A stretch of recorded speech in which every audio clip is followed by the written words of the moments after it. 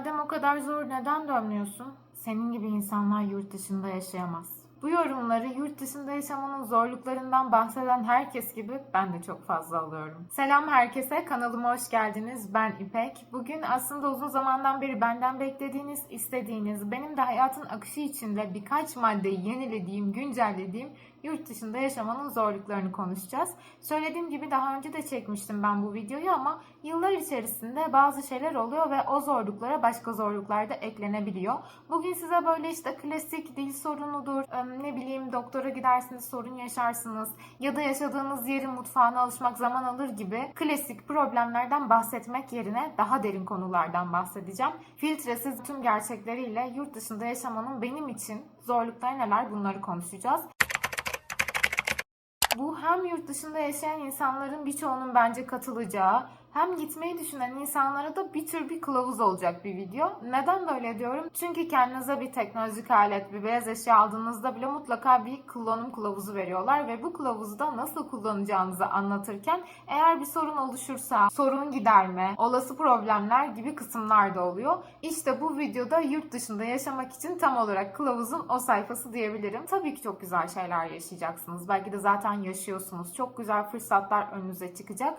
Ama bu el kılavuzunu önceden bilirseniz o zorluklar karşınıza çıktığında daha böyle bir hazır oluyorsunuz ve evet ben bunu biliyorum, böyle bir sorun olabilirdi, böyle hissedebilirdim diyorsunuz ve bunlar sizi şaşırtmıyor da direkt ne yapabileceğinize bakıyorsunuz. Başlamadan önce şunu bir netleştirelim. Bu videoda çok dürüst ve samimi olacağım. O yüzden şu anda o klavyenin başındaki madem bu kadar zorsa dön ya da senin gibiler yurt dışında yapamaz yorumlarını tahmin edebiliyorum. Çünkü daha önceki videolarda da yapmıştınız. Ama ben bu bakış açısına gerçekten hiç katılmıyorum. Çünkü nerede yaşarsanız yaşayın o yerin güzellikleri ve zorlukları vardır. Yani bu şu anda burada yaşıyor olduğum için zorluklarına göğüs gerdiğim gibi güzelliklerini kucakladığım anlamına geliyor. Bunlar zaten Türkiye'de olsaydım da yaşayacağım başka zorluklara işaret ediyor. Ben videoya başlamadan önce gidip çok güzel bir Türk kahvesi yaptım kendime. Video uzun olacak. O yüzden eğer isterseniz siz de bir çay kahvenizi alın ve videoya başlayalım. Birinci bahsetmek istediğim şey sosyal kültürden ve güncellikten kopmak. Yurt dışında yaşamanın bana göre en sinsi, kendini belli etmeden böyle yavaş yavaş ilerleyen zorluğu kesinlikle bu. Köklerim, karakterim, %100 Türk ve hani Türklerin o kültürünü, geleneklerini tamamen hissediyorum. Çünkü zaten orada doğdum, büyüdüm. Ve bunları sonradan öğrenmedim. İçinde yaşaya yaşaya böyle iliklerime kadar hissediyorum. Yine de bugün Türkiye sokaklarında neler popüler bilemiyorum. Hangi şarkılar insanların dillerine dolanmış ya da hangi dizilerden bahsediyorlar. Şu aralar en çok magazinde ne konuşuluyor? Ya da sosyal medyada kim pot kırmış? Kim kimle dalga geçiyor, kim kimi linçliyor. Hiçbir fikrim yok. Bunları bir şekilde takip etmeye çalışsam da o anın içinde değilim. Yani o anın içinde olmadığım için de her zaman biraz böyle rötarlı öğreniyorum diyebiliriz. Bunlar çok mu önemli? Bazıları gerçekten önemsiz diyebilirim. Bazıları öğrendikten sonra beğendiğim ve hayatıma aldığım şeyler olmakla birlikte bazıları da bildikten sonra ya bu bana göre değil deyip takip etmeyi bıraktığım şeyler oluyor. Ama burada bahsettiğim şey çok başka. Burada bahsettiğim şey sizinle aynı anda hiçbir zaman sosyal kültürü yakalamıyor olmam. Şu an mesela İtalya'da bir alışveriş merkezine gittiğimde çalan şarkıyı sevsem sevmesem böyle bir iki nakaratına falan eşlik edecek kadar biliyorumdur. Çünkü her yerde çalıyordur ve ben sürekli duyuyorum. Çünkü sosyal kültürün içindeyim. Bir şekilde bir yerde böyle kulağıma ilişmiştir. Ama Türkiye için aynısını söyleyemem. Ailemle bağım aslında Türkiye'deykenkine göre daha bir yoğunlaştı. Evet telefonla görüşüyoruz ve bu bağı hani güçlü tutmak biraz zor gibi geliyor olabilir başka yurt dışında yaşayan insanlara göre ama bizim her zaman birbirimize telefonda ayıracak günlük en az bir saatimiz vardı. Ama emin olun aile bağı bu sosyal kültürü yakalamaya da yetmiyor. Bazen mesela ablamla hatta şunu yaşıyoruz. Bir şeyler oluyor Türkiye'de ve o an çok konuşuluyor. Ben bir hafta sonra falan ablamla konuşurken şöyle bir şey diyor. Ya biliyor musun bilmiyorum ama Türkiye'de şu anda bu konuşuluyor. Öğreniyorum senden ama işte güncel olarak o sosyal kültürü asla takip edemiyorum. Vloglardan biliyorsunuz ki ben Türkiye'ye gidip döneli çok fazla olmadı. Oradayken o 2 haftalık süreçte birkaç tane şarkı böyle dikkatimi çekti ve onları gerçekten beğendim. Hatta böyle işte story falan atarken de o şarkılardan kullandım. Eve geldiğimiz süreçte ve ben o şarkılardan biriyle böyle story attıktan sonra ablam beni arayıp şey dedi. Ya çok güzel bir paylaşım olmuş ama akıllarda tek bir soru. Bu şarkıyı nereden buldun? Çünkü o an Türkiye'de çok dinlenilen bir şarkıymış ve ben bunu normalde burada yaşadığım için asla bilemeyeceğim. Sadece oradayken o süreçte duydum. Ufacık bir anda bile kulağınıza çalınan bir şeyle sosyal kültürün içerisine hop dahil olabiliyorken burada gerçekten bunlardan çok uzakta yaşıyorsunuz. O toplumsal ruhu, o nabzı asla ve asla oradakilerle birlikte aynı anda yakalayamıyorsunuz. Bu bir problem mi diyeceksiniz ama bunda şöyle bir huzursuzluk var aslında. Köklerim o topraklarda olsa da dallarımın halen böyle bugün orada ne yaşanıyor, bugün güncel yaşam olarak orada ne vara ulaşamaması bana biraz garip geliyor. Bir diğer konu yardım istemek ve yardımına koşmak arasındaki o büyük fark. Çok kötü ve gerçekten ciddi bir olay yaşadığınızı düşünün. Ben böyle bir olay yaşadığımda Türkiye'de daha yardım istemeden yardımıma koşacak en az 10 tane insan size sayabilirim. Yurt dışındaysa yardım istediğinizde yardım bulabiliyorsunuz. Hatta bazen bulamıyorsunuz. Geçenlerde böyle bir olay yaşadım. Bunu zaten başka bir videoda size uzun uzun anlatmayı düşünüyorum bu arada. Sadece şunu söyleyeceğim. O an yanımda eşim de yoktu. Ben benim için büyük ve zor bir olay yaşıyorum. Ne yapacağımı bilmiyorum. Yanımda eşim yok ve birilerinden yardım istemem gerekiyor. Sadece o 10-15 saniyelik ben şimdi ne yapacağım duygusu var ya, işte o duygu bence yurt dışında yaşamanın en çıplak, en savunmasız anı. O an şunu anladım. Eğer Türkiye'de olsaydım şu an yardımıma koşacak bir sürü insan olurdu. Ben yardım edin demeden, ben bir şey talep etmeden. Bu arada ben en azından İtalya'dayım diye yardım isteyince yardım bulabiliyorum. Eşimin ailesi burada. Sonuç olarak bir İtalyan aileye dahilim ve onların ailesinin üyesi olduğum için tabii ki yardım ediyorlar. Ama haber vermekle zaten orada senin için birilerinin olduğunu bilmek arasında gerçekten uçurum var. Biliyorum şu an aşağıya gelecek yorumlara da en azından orada yardımına gelen insanlar var diyeceksiniz bana. Gerçekten bu konuda size de katılıyorum. Daha kötüsünü yaşayanlar da oluyor. Bu bir sorun. Gerçekten büyük bir sorun. Çünkü burada herhangi bir şeyden bahsetmiyorum. Çok zordasınız. Ve belki de zaten yardım isteyecek karakterde değilsiniz. Ben mesela çok o karakterde bir insan değilim. O yüzden biraz böyle benim gibi insanlar için zor oluyor. Sizin de böyle yaşadığınız bir olay oldu mu? Çok çaresizken böyle hissettiğiniz. Yorumlarda benimle paylaşırsanız sevinirim. Bir diğeri yurt dışında sadece İpek olamıyor olmam. Bunu çok derinden hissediyorum.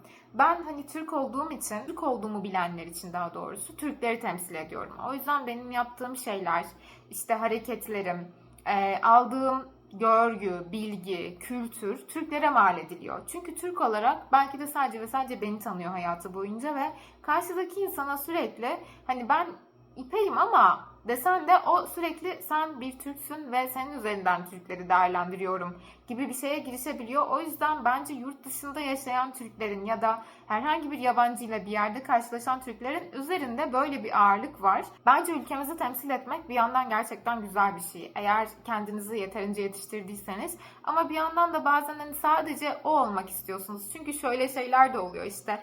Gitmiş Türkiye'ye, bir dönem orada bir işte kalmış bir sebeplerden dolayı, işten dolayı olabilir, turist olarak gitmiş olabilir ve sana yaşadığı kötü bir deneyimi anlatıyor ve seni onun üzerinden değerlendiriyor. Anlatmaya çalışıyorum, tabii ki her yerin iyisi kötüsü var. Bu gerçekten insanların bir Türk üzerinden bütün Türkleri değerlendirme olgusu bence çok zorluk yaratan bir şey. Bir fikri varsa buna dair seni direkt yargılayabiliyor. Bir fikri yoksa da sen nasılsan seni alıyor, bütün Türkler böyle diye koyuyor. Dediğim gibi bir yandan aslında hoş bir şey. Çünkü birçok yerde ben iyi temsil ettiğimi düşünüyorum ama bir yandan da biraz zor bir şey gibi geliyor. Çünkü bazen böyle şeylere de maruz kalabiliyorum. Dil bilmekle bir kültürün içerisinde olmak çok farklı şeyler. Yani bir dili biliyor olabilirsiniz. Mesela bir metin veririm size ve onu okursunuz, anlarsınız da çok güzel. Ama eğer orada bu kültüre ait bir şey varsa anlayamayabilirsiniz. Yani bir dili direkt Türkçe'ye çevirebilmek ya da çok güzel konuşabilmek o dilin içerisinde olduğunuzu aslında göstermiyor. Nasıl Türkiye'nin bir Kemal Sunal'ı vardır mesela. Onun karşılığı İtalya'da da var. Ya da mesela nasıl bazı ünlü oyuncularımız hep çift olarak filmler yapmıştır. Onun karşılığı burada da var. Bunu zaman içerisinde öğreniyorsunuz ve gerçekten çok zor. Dil öğrenmekten inanın bana daha zor. Çünkü dil öğrenmeyi belki hani saate falan vursanız, eğer 10 yıl yaşadıysanız 1 senesi belki o dil için çabalıyorsunuz, oturup gerçekten çalışıyorsunuz.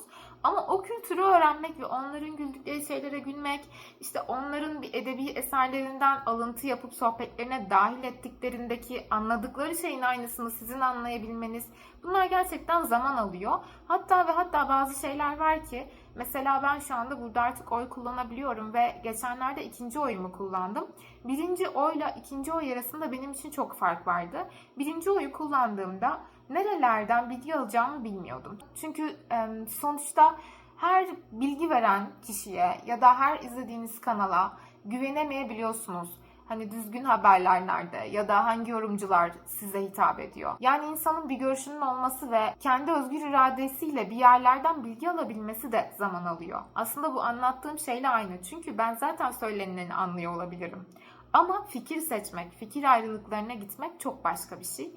Geçenlerde son kullandığım oyda mesela artık kendi istediğim kanallardan, kişilerden, habercilerden bilgi alarak kendi kararımı verebildim ve bu beni gerçekten çok iyi hissettirdi ama bu aşamaya gelmek gerçekten çok büyük zorluklardan böyle. Hani atlaya atlaya geldim diyebilirim. Yani bu etrafta olan biteni tüm katmanlarıyla anlayabilmek, çözümleyebilmek, filtrelerinizden geçirip size uygun olanı hiç kimsenin etkisi altında kalmadan karar verebilmek gerçekten bir süreç istiyor. O yüzden kesinlikle dili öğrenmek, tamam, yurt dışında yaşamanın zorluklarından bir tanesi ama ondan daha zor olan şey ise o kültürün akışına girebilmek. Bir madde var ki benim sürekli aklımda hiç çıkmıyor. Bunu kesinlikle şöyle ifade edebilirim. Paralel evrende başka bir hayat. Şu an buradayım ve burada bir hayat sürüyorum. Buradaki hayatımın ne olduğunu biliyorum. Bugün ne yaşayacağımı biliyorum. Ama eğer Türkiye'de olsaydım, oradaki hayatım nasıl olurdu? Bilmiyorum. O yüzden de bir bilinmezlik sürekli kafada döndürüyor tabii kendine. Daha iyi olur muydu? Şunu yapar mıydım? Daha mutlu olur muydum? Neler olurdu artıları mesela? Sürekli kafamda bunlar dönüyor. Ve bunu bence yurt dışında yaşayan birçok kişi yapıyor. Sadece kendimi yaptığını düşünmüyorum.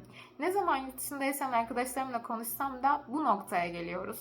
Daha 2 gün önce bir arkadaşımla kahve içmeye çıktım. Azerbaycanlı bir arkadaşım. Ve konuşurken işte İtalyanlar, Türkler, şudur budur, mevzu şuna geldi. Ya acaba orada olsaydık şöyle olur muydu? Çünkü bunu söylememek elde değil. Bunu merak ediyorsun. Bir merak var ve o merak hiçbir zaman dinmeyecek. Eğer orada olsaydık da tam tersini düşünürdük diye düşünüyorum. Onun da eşi İtalyan. Ya acaba eşimin ülkesinde olsaydım, hani yani İtalya'da bir hayat kursaydık nasıl olurdu? Onu da yapardık. Bence o yüzden bu hiçbir şekilde kaçışı olmayan bir paralel evren kısır döngüsü diyebiliriz. Yani yaşadığımız her anın başka bir versiyonunu arka planda sürekli düşünüyoruz ve o asla kapanmıyor. Şöyle bir tane tuş olsa da kapatsam dediğim yerler çok oldu. Çünkü bunu düşünmek bir süre sonra yoruyor. Yordukça böyle bunaltıyor. Kendini sürekli bir yerlerde bunu düşünürken buluyorsun. Ve hani bazen kendime diyorum ki İpek, yani buradasın ve buradaki hayata sahip çıkmalısın. Artık onları düşünme. Orada olsaydın da çünkü bunu düşünecektim. Ben seni tanıyorum kızım. Bugünkü video için anlatacaklarım bu kadardı. Bu videoyu aslında siz seçtiniz. Ben bir anket yaptım topluluktan ve ona göre karar verdim bu haftanın videosuna. Bir sonraki videolarda farklı şeyler de gelecek. Böyle dertleşeceğiz ya da vloglar gelecek. Mesela o referandum günü falan vloglamıştım. Sonra İtalya'da yine güzel bir bit pazarına gittik. Onu da vlogladım. Yani sizi bekleyen çok güzel şeyler var. Dertleşebiliriz, sohbet, muhabbet yaparız. Arada bir dedikodu yaparız çünkü hikayeler birikti. Anlatacağım şeyler var. Ve birçok şey daha. Yani o yüzden eğer benim videolarımı beğeniyorsanız abone olmayı unutmayın. Videolarımı kaçırmayın. Yorumlarda da mutlaka buluşalım. Kendinize çok iyi bakın. Haftaya cumartesi Türkiye saatiyle saat 3'te ben yine buradayım. O zaman görüşürüz. Ay ya, şimdi fal bakacak biri olacaktı ki şurada. Bak, bu da diğer bir zorluk.